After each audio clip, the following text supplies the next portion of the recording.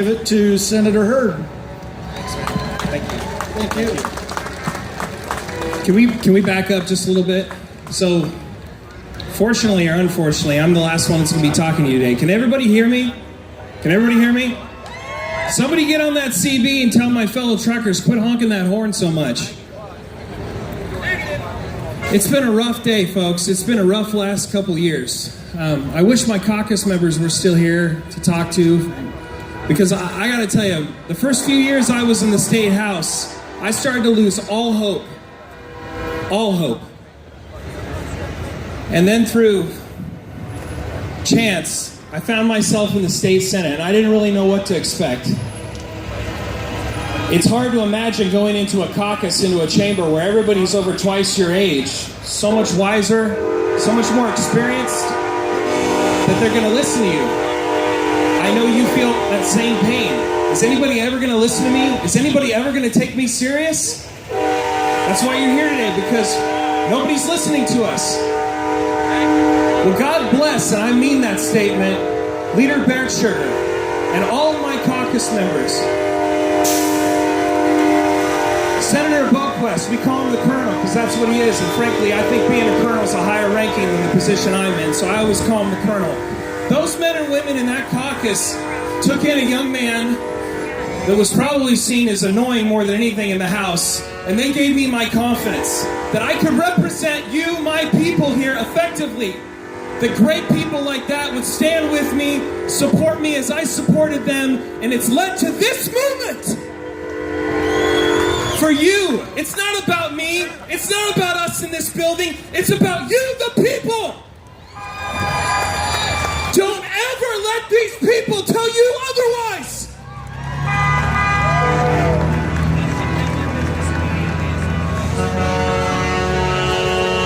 You and I are not here for us.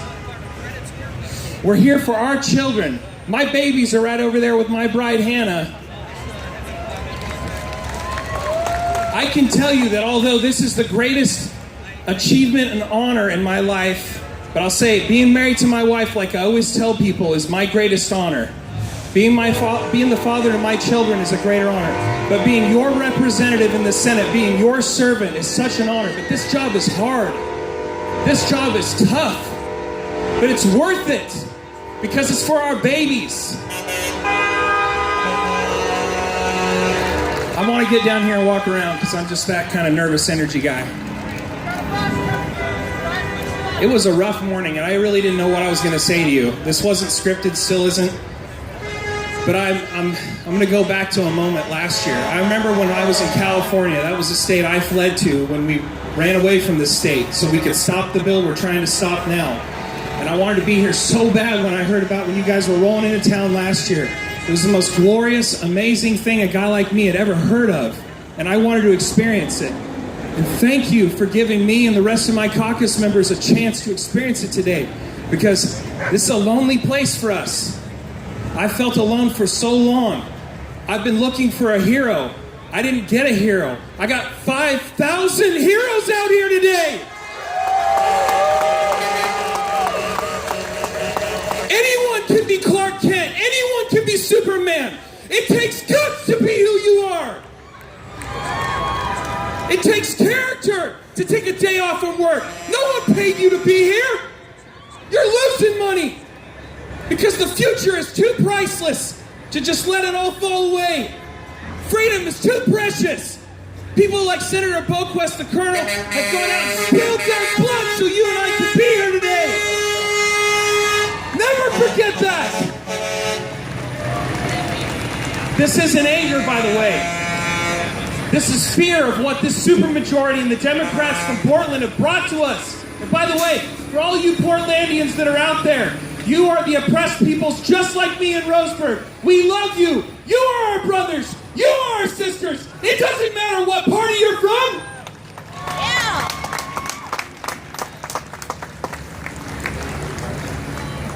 I'm not going to point him out, but I saw one of my Democratic legislative friends out in this crowd today.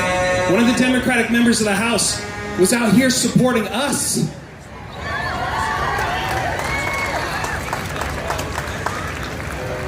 Something I experienced today that I'm not going to go into specifics about, but I was exposed to some of the most unchecked, unreasonable, ridiculous hatred from one of the majority members I've ever seen in this place.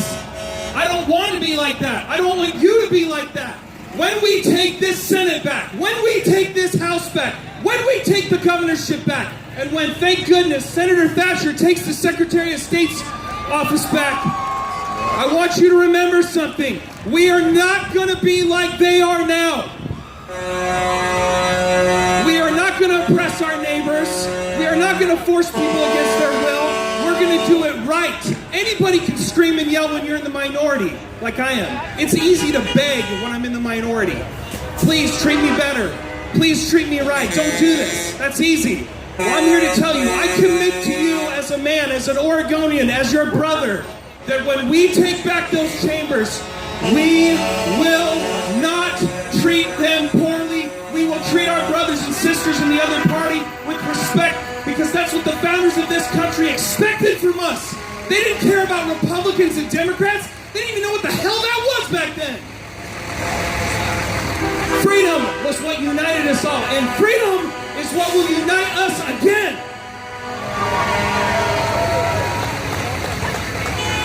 Like Representative Post said, coming here today, hooting and hollering, me yelling and screaming, does nothing. It does nothing if you don't start signing up and running for your school boards, running for city council, running for local elected positions, anywhere you can find, volunteering, voter registration. And yes, I know, the politician's going to say it, you got to make contributions to the war effort, folks. If you want to have what I'm telling you today, you got to work for it. You got to earn it. And you know what? I'm glad I can say that to a group like this, because you are the hardest working, most amazing, salt of the earth people, because I am one of you and I know who you are. Today is just another day in the turning of the tide that I believe the good Lord is orchestrating. So when I close here, I want you to stick around just for a second, because we're going to do the most important thing we've talked about all day, and that's closing a word of prayer.